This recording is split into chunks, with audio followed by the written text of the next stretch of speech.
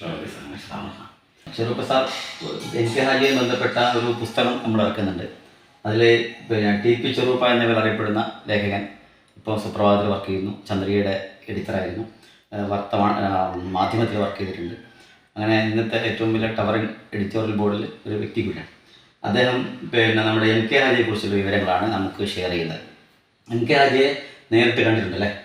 കണ്ട് NK ഹാജിയിൽ നിന്ന് വിവരം ശേഖരിച്ചുകൊണ്ടാണ് താങ്കളുടെ ആ പുസ്തകത്തിൽ നമ്മുടെ മുസ്ലിം ലീഗ് സംഭവങ്ങൾ നഖചിത്രങ്ങൾ എന്ന പുസ്തകത്തിൽ വിവരങ്ങൾ കൊടുത്തത്. അപ്പോൾ അതിലുള്ള വിവരങ്ങളൊക്കെ NK ഹാജി തന്നെ. അതായത് ആ കഥക്ക് പിന്നിൽ വേറെ കഥയുണ്ട്.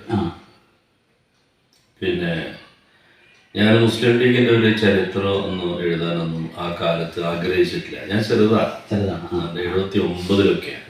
എനിക്ക് ഒരു 18 വയസ്സുള്ള സമയമാണ്.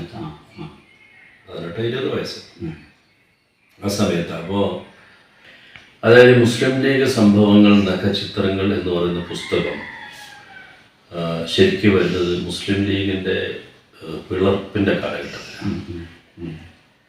അതിനൊരു സാഹചര്യം പിന്നെ മുസ്ലിം ലീഗിനെ കുറിച്ച് ഒരു ചരിത്രം എഴുതാന്നുള്ള ഉദ്ദേശമൊന്നുമില്ല എൻ്റെ മനസ്സിലുണ്ടായിരുന്നത്. ഞാൻ പിന്നെ ഈ VP മുഹമ്മദ് പള്ളിക്കരയുടെ മലയാളത്തിൽ ആദ്യത്തെ ബയോഗ്രഫിക്കൽ നോവൽ എഴുതിയ VP മുഹമ്മദ് പള്ളിക്കരയാണ്. അദ്ദേഹത്തിൻ്റെ വ്യക്തിയിലെ വ്യക്തി, പിന്നെ PR കുറുപ്പിനെ ആസ്പദമാക്കിയുള്ള ഒരു പുസ്തകം, ഒരു വിവാദ പുരുഷന്റെ ആത്മകഥ എന്ന് പറയുന്നത്, അതൊക്കെ വായിച്ചപ്പോൾ എൻ്റെ മനസ്സിൽ ചെറുപ്പത്തിൽ തോന്നിയ ഒരു സംഗതി, എനിക്ക് ഇങ്ങനെ ഒരു വ്യക്തിയെ കേന്ദ്രീകരിച്ചിട്ട് നോവൽ ടൈപ്പ് ഒരു സാധനം, ഒരു ബയോഗ്രഫിക്കൽ നോവൽ, അതൊരു പുതുമയുള്ള സംഗതിയാണ്. അതില്ല, മലയാളത്തിൽ വേറെ ഇല്ല. അങ്ങനെ ഞാൻ അങ്ങനെ നോക്കി വന്നപ്പോൾ എനിക്ക് കിട്ടിയത് ഒരു ക്യാരക്ടർ വേണമല്ലോ. നമ്മൾ ആരെക്കുറിച്ച് എഴുതും? NK ഹാജിയ. വളരെ വിശുദ്ധമായ ജീവിതം, എല്ലാം നിറഞ്ഞ ആത്മാർത്ഥത. വായനക്കാരൻ ഹീറോ ആയിട്ട് ഫീൽ ചെയ്യുന്ന വായനക്കാരൻ ഹീറോ ആണ്. പൊതു സമൂഹത്തിന് മുമ്പിലുള്ള ഒരു ചിത്രമാണ്. പിന്നെ ഞാനൊരു ലീഗുകാരനാണ്. അപ്പോൾ ഒരു ലീഗിന്റെ ആളെ കിട്ടുക എന്നുള്ളത് എനിക്ക് സന്തോഷമാണ്. അങ്ങനെയൊക്കെ ഉണ്ടാവില്ല, നമ്മൾ കൾച്ചറുമായിട്ട് കൂടുതൽ ബന്ധമുള്ള ഒരാളെ കുറിച്ച് എഴുതുക എന്നുള്ളതാണ് താല്പര്യം. അങ്ങനെ ഞാൻ NKനെ കണ്ടു. NKനെ അന്ന് കാണാൻ എനിക്കന്ന് എത്രയോ ഉയരത്തിൽ നിൽക്കുന്ന ഒരു വലിയ മനുഷ്യനാണ്. ഞാൻ കുഞ്ഞാ. അപ്പൊ എന്നെ ചിലപ്പോൾ മുമ്പ് സ്വീകരിച്ചോളണമെന്ന് വരെ ഇല്ല, അത്ര ചെറുതാണ്. അതായത് പള്ളിക്കര VP മുഹമ്മദ് സാഹിബ് പിന്നെ ഈ പുസ്തകം വായിക്കാനിടയായി. അപ്പൊ എനിക്കൊരു കത്ത് അയച്ചു. അത് ഫോണൊക്കെ കുറവാണ്. മുസ്ലിം ലീഗ് സംഭവങ്ങൾ NK ഹാജിനെ കുറിച്ച് വായിച്ച മുമ്പ് ഭയങ്കര ഇംപ്രഷൻ വന്നു അതിനെ കുറിച്ച്. അപ്പൊ ഞാൻ മൂപ്പർക്ക് കത്തയച്ചു. ഞാൻ നിങ്ങളെ എൻ്റെ പ്രചോദനം, നിങ്ങൾ എഴുതിയ അബ്രഹാം ലിങ്കനെ കുറിച്ച് മലയാളത്തിൽ വന്ന ആദ്യത്തെ അബ്രഹാം ലിങ്കനെ കുറിച്ച് വന്ന പുസ്തകം മലയാളത്തിൽ ആദ്യത്തെ ബയോഗ്രഫിക്കൽ നോവലാണ്. ആ പുസ്തകം വായിച്ചിട്ടാണ് പിന്നെ എനിക്ക് ഇതിങ്ങനെ ഒന്ന് എഴുതാൻ തോന്നിയത് എന്നുള്ളത്. അത് അദ്ദേഹം അറിയാത്ത സംഗതിയാണ്, ഒരു ഗിഫ്റ്റാണ്. പിന്നെ പിൽക്കാലത്ത് അപ്പൊ ആ സമയത്ത് മൂപ്പര് ഇതിനെക്കുറിച്ച് കലാകൗമുദിയിൽ ഒരു കുറിപ്പ് എഴുതി. അതിൽ പറയുന്നൊരു വാക്കുണ്ട്, എനിക്ക് ഇത് വായിച്ചപ്പോൾ ഭയങ്കരമായ അസൂയ തോന്നി. സത്യത്തിൽ ഞാൻ എഴുതണമെന്ന് ആഗ്രഹിച്ചൊരു വ്യക്തിയായിരുന്നു NK ഹാജി. എൻ്റെ അസൂയ എന്താന്ന് വെച്ചാൽ, അതായത് ഏട്ടന് ചെയ്യാൻ കഴിയാത്തത് അനിയൻ ചെയ്തു കഴിഞ്ഞല്ലോ കുറിപ്പ് എഴുതി. ഏറ്റവും നല്ല അനാചാര വിമർശകനായിരുന്നു അവരെ മുടിക്കത്തിയൊക്കെ ഭയങ്കരമായ കഥയാണ്. ചെറുകഥകളിലൂടെ അദ്ദേഹത്തിന്റെ കഥകൾ പ്രസിദ്ധീകരിച്ചിട്ടുണ്ടോ? സമാഹാരം MBS ഒരുപാട് പുസ്തകങ്ങളുണ്ട്. അന്നിപ്പോ ആരും ശ്രദ്ധിക്കുന്നില്ല. അതായത് മുസ്ലിം സമുദായത്തിലെ അനാചാരങ്ങളെ കഥകളിലൂടെ വിമർശിച്ച പണ്ഡിതനായിരുന്നു VP. പക്ഷെ ഞാൻ ലീഗ് ടൈംസിൽ വർക്ക് ചെയ്യുന്നുണ്ടായിരുന്നു. അപ്പൊ അതെനിക്കൊരു ഗ്രിപ്പാണ്. പത്രപ്രവർത്തകർ എന്നുള്ള രീതിയിലൊക്കെ ചെറുപ്പകാലത്തുള്ള മോഹങ്ങളിൽ എനിക്ക് ഭയങ്കര പോസിറ്റീവായിട്ട് എടുത്തു. ഞാൻ എന്നോട് പറഞ്ഞ വലിയ ജീവിതം ഒരാളാണ്, അതൊക്കെ ഞാനൊന്ന് എഴുതിക്കോളാം, നമ്മളെ വരുന്ന തലമുറയ്ക്ക് അത് വായിക്കാനൊക്കെ നല്ലതല്ലോ. അപ്പൊ എനിക്ക് എന്നേക്കാൾ അഡ്വാൻസ്ഡാണ് എൻ്റെ മനസ്സിലുള്ളതിനപ്പുറത്തേക്ക്. അപ്പോൾ എനിക്ക് പറഞ്ഞാൽ ഞാൻ വളരെ പോക്കിരിയെ ജീവിച്ച ഒരാളാണ്. പിന്നെ ഞാൻ മാറുന്ന ഒരു കാലഘട്ടമൊക്കെ ഉണ്ട്, അതൊക്കെ എഴുതാന്ന് പറഞ്ഞു. അങ്ങനെ ഞാൻ കോഴിക്കോട് പോകും. മക്കൾക്ക് ഒഴിവുള്ള സന്ദർഭങ്ങൾ കുറച്ച് പ്രായക്കാരൊക്കെ ആയി ഒരു യാത്രകളൊക്കെ ചുരുക്കി ചെന്നൈയിലൊന്നും അങ്ങനെ പോകുന്നില്ല, ബിസിനസ്സൊക്കെ ചെന്നൈയിലാണ്. അവർ യതീംഖാനയും അതുപോലെ PSMO കോളേജൊക്കെ ആയിട്ട് ബന്ധപ്പെട്ട് തിരൂരങ്ങാടിയിലുള്ള സ്ഥാപനങ്ങളുണ്ട് അദ്ദേഹത്തിന്. ആ സ്ഥാപനങ്ങളുമായി ബന്ധപ്പെട്ടൊരു ജീവിതമാണ് ആ സന്ദർഭത്തിലാണ്. അപ്പൊ ഞങ്ങൾ ഇങ്ങനെ എഴുതി തുടങ്ങി. അപ്പൊ ഞാൻ എഴുതുന്ന സമയത്ത് ഈ മട്ടിലുള്ള പുസ്തകങ്ങൾ പല ആളുകൾ എഴുതി വായിക്കും. അതിൻ്റെ ഒരു സ്വാധീനം ഒരു നോവൽ ടൈപ്പ് എന്നുള്ള രീതിയിലാണ് അത് എഴുതേണ്ടത്. അങ്ങനെ എഴുതി തുടങ്ങുന്നതിൻ്റെ ഇടയിലാണ് എനിക്ക് തിരുവനന്തപുരത്തേക്ക് ഒരു സ്ഥലം മാറ്റം. ലീഗ് ടൈംസ് ഉള്ള കാലമാണ്. അപ്പോൾ MK ഹാജി അടക്കമുള്ള ബോർഡാണ് ലീഗ് ടൈംസ് എന്ന് പറഞ്ഞാൽ. അപ്പോൾ ആ സ്ഥലമാറ്റം വന്നപ്പോൾ നിരന്തരമായിട്ടുള്ള കാണൽ നിന്ന് പോയി, ഇവരെ കാണാൻ പറ്റിയില്ല. അപ്പോഴത്തേക്ക് ഞാൻ കുറേ എഴുതിയിരുന്നു. തുടക്കമൊക്കെ മൂപ്പര് പ്രണയകാലം, വിവാഹകാലം ഇഷ്ടപ്പെട്ടൊരു പെണ്ണ്, അതൊക്കെ ഇന്ന് നമ്മളെ ലവ് എന്നൊക്കെ പറയും. പക്ഷെ അതിന് ഇഷ്ടമാണ്. ആ ഇഷ്ടത്തിന് വല്ലാത്തൊരു മധുരം ഉണ്ട്. ആ ഒരു കാലൊക്കെയാണ് മനുഷ്യന്റെ ജീവിതത്തിലൂടെ കടന്നു പോകുന്ന സാധാരണ പുസ്തകത്തിൽ പറഞ്ഞ കാര്യം ഞാൻ പറയുന്നില്ല. ഞങ്ങൾ അങ്ങനെ എഴുതി തുടങ്ങി. കുറെ അധ്യായങ്ങളായി. ഞാൻ തിരുവനന്തപുരത്ത് MLA ക്വാർട്ടേഴ്സിലാണ് താമസിക്കുന്നത്. മരിച്ചുപോയ PPV Musa Sahib, KP Raman MLA, AV Abdurahman Haji, ഇവരൊക്കെ മുറികളിൽ ഞാൻ താമസിച്ചത്. പത്രപ്രവർത്തനവും താമസം അവിടെ. അപ്പൊ രാമൻ മാഷ് കിട്ടുന്നവർക്ക് കുറച്ചും സൗകര്യമുണ്ട്. മാഷ് എന്ന് പറഞ്ഞാൽ MK വളർത്തിയെടുത്ത ഒരു ദിവസം പല്ലിയേക്കുന്ന സമയത്ത് രാവിലെ പൊരയൊന്നുമില്ല മാഷ്, ചെറിയൊരു പൊര. പല്ലിയേക്കുന്ന സമയത്ത് ഒരാളൊന്നൊരു വിളിക്കുക, പിന്നെ ആചാര്യ വിളിക്കുന്നുണ്ട്.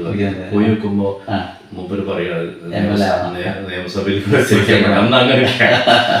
ഇന്നിപ്പോ നിയമസഭയിൽ MLA ആണ് എന്നോ തുടങ്ങും പണി. അങ്ങനെ രാമാഷ MLA ആണ്. അതൊക്കെ ആ പുസ്തകത്തിൽ പറയുന്നുണ്ട്, അത് ആവർത്തിക്കണം.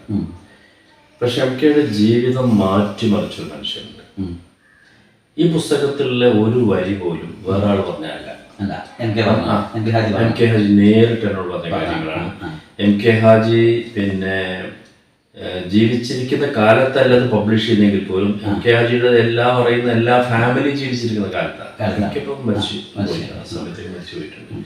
അപ്പൊ ഇത് എഴുതി ഇങ്ങനെ വന്നു. ഞാനിങ്ങനെ ഒരു ലൈഫ് സെറ്റ് ചെയ്ത് ഇങ്ങനെ വന്ന് കുറെ അധ്യായങ്ങളായപ്പോഴും ഞാൻ അദ്ദേഹത്തിന് വായിക്കാൻ കൊടുത്തു. എന്നോട് പറഞ്ഞു എനിക്കതൊക്കെ വായിക്കാൻ കൊടുത്തു. ആ വായിച്ച് മൂപ്പര് പൂർത്തിയാക്കിയ സംഗതികൾ മാത്രമേ അച്ചടിച്ചിട്ടുള്ളൂ. എനിക്ക് അടുത്ത് ദുഃഖം എന്താ വെച്ചാൽ നമ്മൾ ആളുകൾ ഇതൊന്നും വായിക്കുന്നില്ല എന്നുള്ളതാണ്. മുസ്ലിം ലീഗിന്റെ ലീഡർഷിപ്പിലുള്ള ഒരാള്, മുസ്ലിം ലീഗിൽ കടന്നുപോയ ബാഫിത്തങ്ങൾ, CH മുഹമ്മദ് സാഹിബ്, MK ഹാജി തുടങ്ങിയുള്ള എല്ലാ ആളുകളും ജീവിതം വായിച്ചിരിക്കണം. പക്ഷെ പറയുന്നതല്ല, നമ്മുടെ ലീഡേഴ്സ് അവർ മുൻഗാമികളെ കുറിച്ച് ചോദിച്ചിട്ടില്ല, മനസ്സിലാക്കിയിട്ടില്ല, പഠിച്ചിട്ടില്ല. അതിന് വേറെ എൻ്റെ ഒരു ഒബ്സർവേഷൻ പറയാം, നിരീക്ഷണം പറയാം. അതായത് നമ്മൾ CG സാഹിബിനെ അവതരിപ്പിക്കുന്നത് മുസ്ലിം സമുദായത്തിന്റെ നവോത്ഥാന നായകനായിട്ടാണ്. ഞാൻ എന്നെതിരാണ്. CG സാഹിബ് മുസ്ലിം ലീഗിന്റെ നവോത്ഥാന ശില്പിയാണ്. നായകൻ CH ആണ്. നായകൻ അത് കൊണ്ട് നയിച്ചു കൊണ്ടിരുന്ന ആളാണ്. അത് CG സാഹിബ് അല്ല, പക്ഷെ ശില്പി CG സാഹിബാണ്. CG സാഹിബിന് നായകനായി വരുന്നതിന് മുമ്പ് മരിച്ചുപോയി. പിന്നെ അത് കിട്ടുന്നത് CHന്റെ കയ്യിലാണ്. ഈ KM മൗലവിയെ പിന്നെ കേസിൽ നിന്ന് വിമോചിപ്പിക്കുന്നത് പോക്കർ സാഹിബുണ്ടല്ലോ. അതായത് 921 എന്താണ് തൂക്കിക്കൊല്ലാൻ വിധിക്കപ്പെട്ട ഒരു ലിസ്റ്റ് ഉണ്ടല്ലോ. ആ ലിസ്റ്റിൽപ്പെട്ട ആളാണ് KM മൗലവി. അപ്പൊ KM മൗലവി അപ്പം ഇറിയാടാണ്. അപ്പൊ അദ്ദേഹത്തിനെതിരെയുള്ള കേസ് പിൻവലിപ്പിക്കുന്നത് പോക്കർ സാഹിബാണ്. അപ്പൊ പോക്കർ സാഹിബ് ആദ്യം മത്സരിച്ച ബാഫിക്ക് തങ്ങളോട് തോറ്റിട്ടുണ്ട്. അപ്പം പോക്കർ സാഹിബിന്റെ ലീഗിന്റെ ഒരു പാരമ്പര്യത്തെ മിക്ക ആൾക്കാരും എനിക്ക് ഒന്നും പഠിച്ചിട്ടില്ല. പോക്കർ സാഹിബ് ശരിക്കും ലീഗിൽ പയനിയറാണ് അല്ലേ? ഏറ്റവും അപ്പോൾ ആ പോക്കർ സാഹിബിനോട് MK ഹാജിക്ക് തോന്നിയ താല്പര്യം ഇദ്ദേഹത്തിന്റെ ഈ 920 കലാപത്തിലെ കുറ്റവാളികളെ വിമോചിപ്പിക്കാൻ വേണ്ടി അധ്വാനിച്ചു. എന്ന തരത്തിലുള്ള താല്പര്യം ഉണ്ടാവും. അതുകൊണ്ടായിരിക്കും അദ്ദേഹത്തിൻ്റെ പേര് കോളേജ് ഉണ്ടാക്കുന്നത് അല്ലേ? എം കെ ഹാജിക്ക് അതാണ് അത് നമ്മൾ വിശ്വൻ എന്നാ പറയാം. ഞാൻ ഇന്നിപ്പോ എൻ്റെ ഒരു ഫ്രണ്ട് ഉണ്ട്, Jacob George, India today Turkey editor ആയിരുന്ന ആളാണ്. അദ്ദേഹത്തിൻ്റെ ഒരു ലേഖനമുണ്ട് സുപ്രഭാതത്തിൽ. ആ ലേഖനത്തിൽ പിന്നെ പഴയ കാലത്തുള്ള ഒരു ക്ഷേത്രത്തിൻ്റെ കഥ പറയുന്നുണ്ട്. അതിൻ്റെ ഡീറ്റെയിൽസിലേക്ക് ഞാൻ പോകുന്നില്ല. ആ ക്ഷേത്രത്തിൻ്റെ നിർമ്മാണത്തിൽ അന്നത്തെ കോൺഗ്രസ് ലീഡേഴ്സ് പങ്കെടുക്കാൻ വേണ്ടി ശ്രമിച്ചപ്പോഴും അന്നത്തെ മന്ത്രിമാരായുള്ള ആളുകൾ അതിൽ താല്പര്യം കാണിച്ചപ്പോഴും നെഹ്റു എഴുതിയ ചില കത്തുകളൊക്കെ പറയുന്നു. ഒരു വാക്കുപയോഗിക്കുന്നുണ്ട്. ഞാനത് പറയാൻ കാരണം വരുന്ന തലമുറ എങ്ങനെയാണ് ഇതിന് കൈകാര്യം ചെയ്യാമെന്ന് ആശങ്ക ഉള്ളതുകൊണ്ടാണ് ഞാനിങ്ങനെ പറയുന്നത്. അത് നെഹ്റുവിന് എത്രയോ ദശാബ്ദങ്ങൾ മുമ്പിൽ കാണാൻ കഴിയും. അതാണ് നമ്മൾ വിശ്വൻ എന്ന് പറയുന്നത്. അത് നമ്മൾ ഈ പറഞ്ഞ പഴയ ലീഡേഴ്സിനുണ്ടായിരുന്നു. കെ മൗലവിക്ക്, കെ മൗലവിക്ക്, സി സാഹിബിന്, CH ഉണ്ടായിരുന്നു. മുസ്ലിം ലീഗിലെ പഴയ കാലത്തെ നേതാക്കന്മാർ ആരൊക്കെയാണ് വളർത്തിയെടുത്തത്, അതിൽ പലരൊന്നുണ്ട്, പലരും മരിച്ചുപോയി എന്ന് നമ്മൾ നിരീക്ഷിക്കുമ്പോൾ ഈ വളർത്തിയെടുക്കപ്പെട്ട ആളുകളെ നമുക്ക് കിട്ടുന്നുണ്ട്, വളർത്തിയെടുത്ത ആളെ കിട്ടുന്നുണ്ട്. അപ്പൊ എം കെ ഹാജിയാണ് എന്നെ വളർത്തുന്ന എനിക്ക് പറയാൻ സാധിക്കുന്നു. എനിക്ക് ജീവിച്ചിരിക്കാൻ ചിലത് എന്റെ കുട്ടിയാന്ന് പറയാൻ പറ്റുന്നു. ഞാനേ ശ്രദ്ധിക്കാറ്. ഞാനിപ്പോ പത്ര പ്രവർത്തന മേഖലയിലാവട്ടെ, നമ്മളെ കൊണ്ട് കുട്ടികൾക്ക് അവർ വളർന്നവർ അവർക്ക് സപ്പോർട്ട് ചെയ്തു. അപ്പൊ എനിക്ക് പറയാൻ കഴിയും, കേരളത്തിലെ മുസ്ലിം ജേർണലിസ്റ്റുകൾ എടുത്താൽ ഇന്ന ആളുകൾ ഇവിടെ നമ്മൾ സപ്പോർട്ട് ചെയ്തിട്ടുണ്ട്, അവരെ നമ്മൾ പ്രോത്സാഹിപ്പിച്ചിട്ടുണ്ട് നമുക്ക് പറയാൻ കഴിയും, അവർക്കും പറയാൻ കഴിയും. അത് നമ്മുടെ ജീവിതത്തിന്റെ വിജയമാണ്. മുസ്ലിം ജേർണലിസ്റ്റുകളുടെ കൂട്ടത്തിൽ കുറച്ച് ആളുകളൊക്കെ നമ്മൾ വളർത്തിക്കൊണ്ടുവന്നിട്ടുണ്ട്. പെൺകുട്ടികളുണ്ട്, ആൺകുട്ടികളുണ്ട്. എനിക്കത് പറയാൻ കഴിയും. ഇന്ന ആളുകൾക്ക് നമ്മൾ സപ്പോർട്ട് ചെയ്തിട്ട് വന്നവരാണ്. നമ്മളില്ലെങ്കിൽ അവർ വരുമായിരുന്നു, പക്ഷെ അവരുടെ ദിശ വേറെ ആവുകയായിരുന്നു. ഞാൻ അങ്ങനെ എം കെ ഹാജിനെ പോയി കാണും, സംസാരിക്കും. എൻ്റെ ജീവിതത്തെ മൂപ്പര് ഭയങ്കരമായി സ്വാധീനിച്ചിട്ടുണ്ട്. ലാളിത്യം ഭയങ്കരമായി സ്വാധീനിച്ചിട്ടുണ്ട്. അങ്ങനെ ഇതൊക്കെ എഴുതി മൂപ്പരത് കണ്ടു. ഞാൻ തിരുവനന്തപുരത്തേക്ക് പോയി. അതോടുകൂടി ആ എഴുത്ത് നിന്നു. പിന്നെ മൂപ്പര് മരിച്ചു പോയി. ഞാൻ എഴുതിയ സംഗതികൾ എനിക്ക് പ്രസിദ്ധീകരിക്കാം. അത് പൂർണ്ണമല്ല, ഒരാളുടെ ലൈഫാണ്, പൂർണ്ണമല്ല. അപ്പം ഞാൻ എന്താക്കി, അത് വേറൊരു പുസ്തകമാക്കി. ലീഗിൻ്റെ കൂടി ചരിത്രമൊക്കെ പറയുന്നത്, അതാണ് മുസ്ലിം ലീഗ് സംഭവങ്ങൾ നഗേത്രങ്ങൾ എന്നുള്ള പുസ്തകം ഉണ്ടാക്കിയിട്ട് ആ പുസ്തകത്തിൻ്റെ ഒരു പാർട്ടായിട്ട് മാത്രമാണ് ഇത് വരുന്നത്. ആമുഖത്തിൽ പറയുന്നുണ്ട്, ഇത് പിന്നെ പഠിപ്പുര വലുതായിപ്പോയി എന്നൊക്കെ പറഞ്ഞിട്ട് പറയുന്നുണ്ട്. ഞാൻ നിങ്ങളെ ശ്രദ്ധിക്കാൻ കാരണം എന്ന് വെച്ചാൽ, പിന്നെ ഈ എം കെ ഹാജിയെ പറ്റി പറയാൻ ചാൻസ് കിട്ടിയാൽ ആ സ്ഥലത്തൊക്കെ നിങ്ങൾ എന്ത് ചെയ്യാറുണ്ട്, പറയാറുണ്ട്. അപ്പൊ നിഷ്പക്ഷം ഒരു വിഷയമാണ്. അദ്ദേഹം പിന്നെ മുജാഹിദ് പ്രസ്ഥാനത്തിലാണ്, നിങ്ങൾ മുജാഹിദ് എനിക്കറിയില്ല. അപ്പം മുജാഹിദ് അല്ല, പക്ഷെ അദ്ദേഹത്തെ പറ്റി പറയേണ്ട അവസരങ്ങൾ വരുമ്പോൾ നിങ്ങൾ എഴുതുകയോ പറയുകയോ ചെയ്യുന്നത്. അപ്പൊ അതുകൊണ്ടാണ് എം കെ ഹാജിയെ പറ്റി പുസ്തകം ഇറക്കുമ്പോൾ നിങ്ങളുടെ ഒരു അഭിമുഖം വേണം. ഞാൻ വളരെ റെസ്പെക്ട്ഫുൾ ആയിട്ടുള്ള, ഞാനിപ്പോ ആളുകൾ മുജാഹിദാണോ ജമാഅത്താണോ സുന്നിയാണോ എന്നുള്ളത് ഞാൻ എൻ്റെ ഒരു വ്യക്തി നിരീക്ഷണത്തിൽ പ്രാധാന്യം കൊടുക്കാറുണ്ട്. അതേപോലെ എം കെ ഹാജിന്റെ കൂടെ എപ്പോഴും കാണാൻ ആദ്യം ബാഫി തങ്ങൾ, ഉമർ ബാഫി തങ്ങൾ. അതായത് അന്ന് ആ ഒരു വിവേചനം ഇല്ല. കാരണം ഇന്ന് സംഘടനാപരമായ പ്രശ്നങ്ങൾ വന്നു. ഓരോ ആളുകൾക്കും ദീനല്ല പ്രധാനം, അവര് സംഘടനയാണ്. സമുദായത്തിന് വളർച്ച പ്രധാനമായിട്ട് ഞാൻ ഉദാഹരണം പറയാം. NV അബ്ദുൽ സലാം അലൈഹി സ്വലം ഉണ്ടല്ലോ. അപ്പൊ ഞാന് 1980-കളിലാണ് എൻ്റെ ഓർമ്മ. മലയാളി മുസ്ലിം മാനുവൽ എന്ന് പറഞ്ഞൊരു പുസ്തകം ചെയ്തിരുന്നു. അക്കാലത്ത് അത് വലിയ പുസ്തകമാണ്. അതിന് പ്രധാനമായിട്ടും പ്രചോദനമായി മാറിയത്, ചിലപ്പോൾ വൈകുന്നേരമൊക്കെ ആളുകൾ മരിക്കും. മലയാളി മുസ്ലിം ഞാൻ ഇറക്കിയത് എൻ്റെ പുസ്തകം, വലിയ പുസ്തകം, 90 പേജുള്ള വലിയ പുസ്തകം. അവൈലബിൾ ആണെന്ന് എനിക്കറിയില്ല. അത് 80-കളിലൊക്കെ വരുന്നത്. അതിനെപ്പറ്റി ഒരുപാട് തവണ കേട്ടിട്ടുണ്ട്.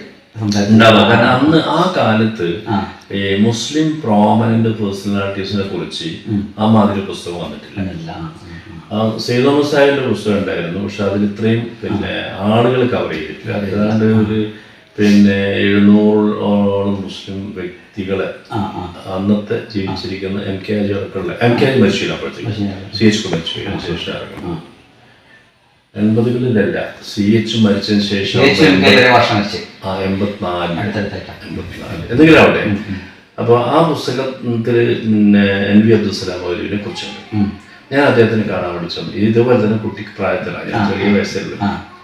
അന്ന് എന്നോട് മൂപ്പര് പേഴ്സണലി പറഞ്ഞ സംഗതി, ഒരു പ്രശ്നം നമുക്ക് വേദി പറയാൻ പറ്റില്ല. അത് അന്ന് ഞങ്ങൾ മുജാഹിദ് മൂവ്മെന്റ് ഉണ്ടാക്കാൻ കാരണം, അതിങ്ങനെ ഒരു മുജാഹിദ് വലിയൊരു മൂവ്മെന്റ് ആയിട്ട് വളരട്ടെ, ഒരു സംഘടനയാവട്ടെ, ഒരു പ്രസിഡന്റ് ഉണ്ടാവട്ടെ, സെക്രട്ടറി ഉണ്ടാവട്ടെ എന്നൊന്നുമില്ല, സ്വപ്നം കണ്ടിട്ടില്ല. അന്ന് മനുഷ്യന്മാർ ചെയ്യുന്ന വെച്ചാല് നിസ്കരിക്കൂല, പലരും നിസ്കാരമില്ല, നോമ്പില്ല, നിർബന്ധമൊന്നുമില്ല. അതേസമയത്ത് മൗലൂദ് ഓതും, പിന്നെ പാട്ടുണ്ടാക്കും, റാത്തീബ് കഴിക്കും, ചൂട്ടും കെട്ടിപ്പോയിട്ട് പിന്നെ വലിയ ബിരിയാണി അല്ല, അവര് പോത്തൊക്കെ അറുത്തിട്ട് നെയ്ച്ചോറൊക്കെ ഉണ്ടാക്കി തന്നു. ഇതാണ് അന്നത്തെ മുസ്ലിം.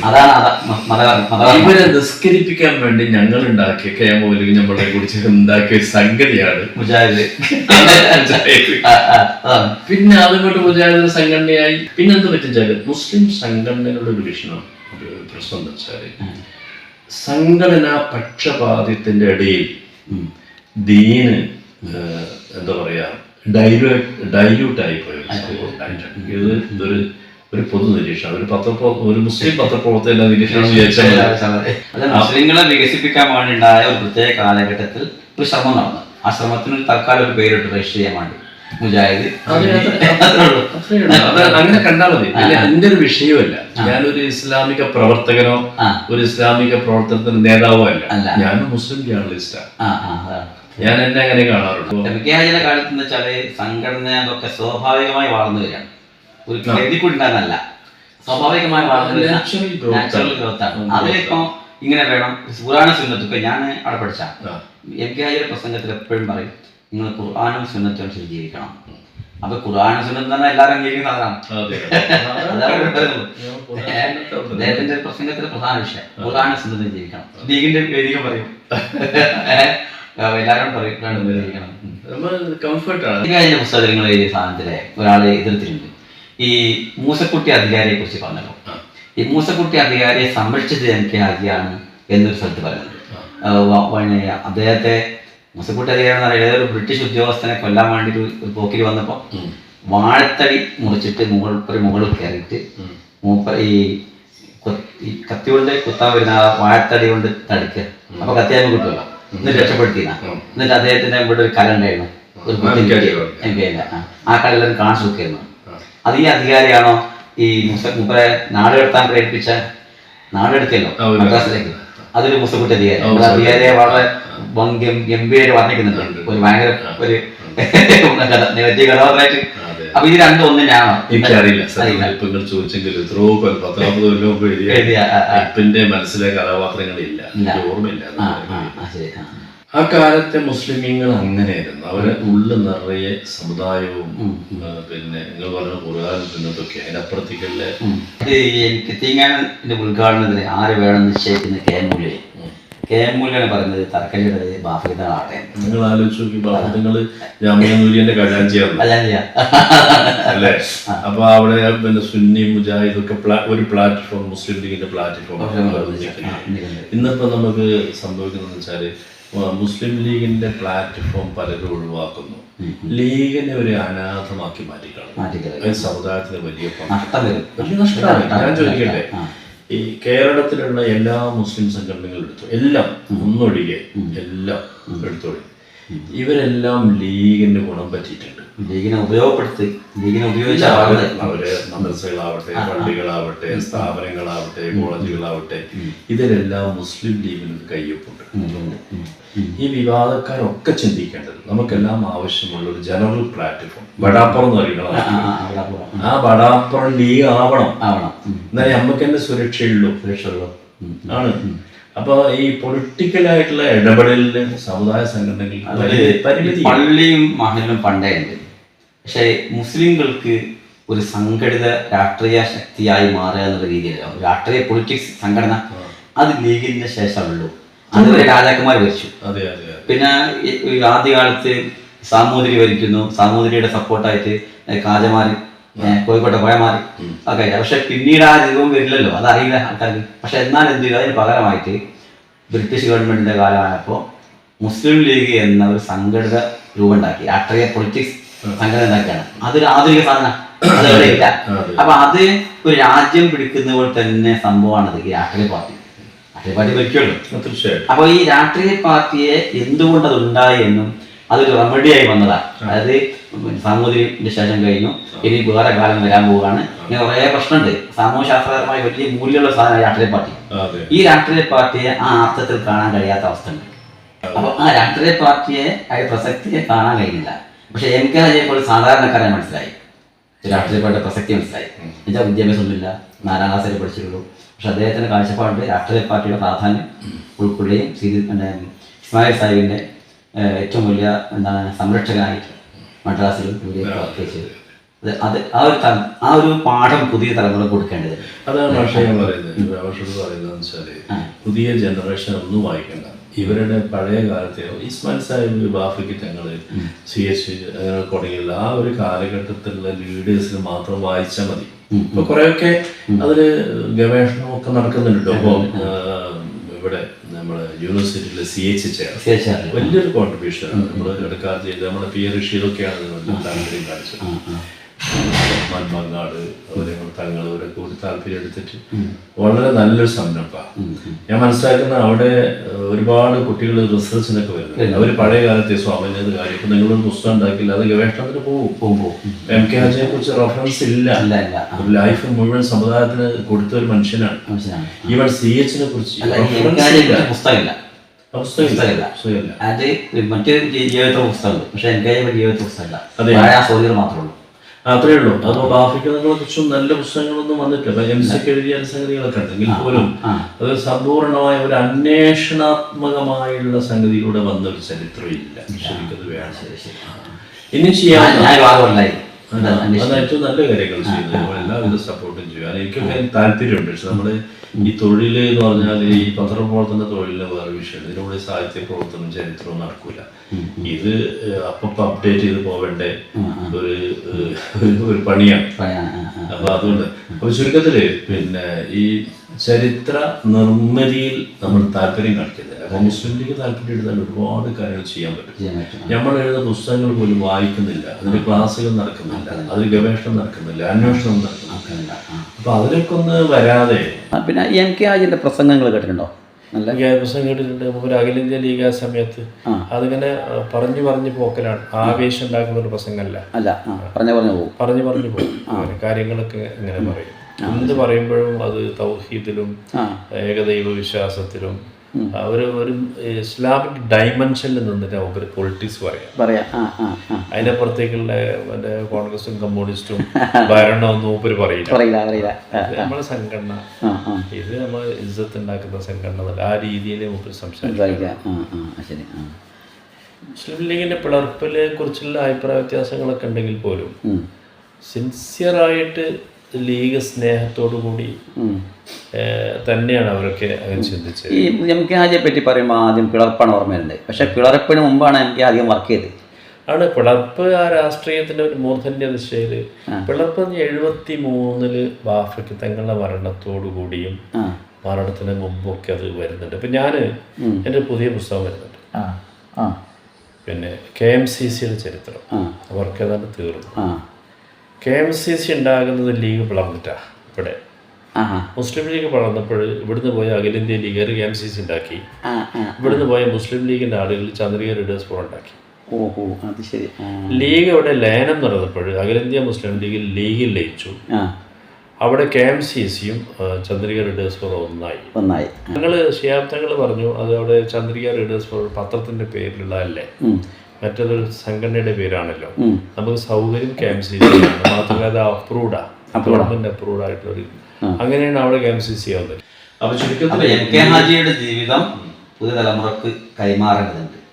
തീർച്ചയായിട്ടും നിങ്ങൾ ചെയ്യുന്ന വലിയ സംരംഭമാണ്. MK യെ കുറിച്ച് അന്വേഷിക്കുക. ആ തലമുറയിൽപ്പെട്ട ആളുകൾക്ക് ഇപ്പോൾ മരണപ്പെട്ടു പോയിട്ടുണ്ടാവും.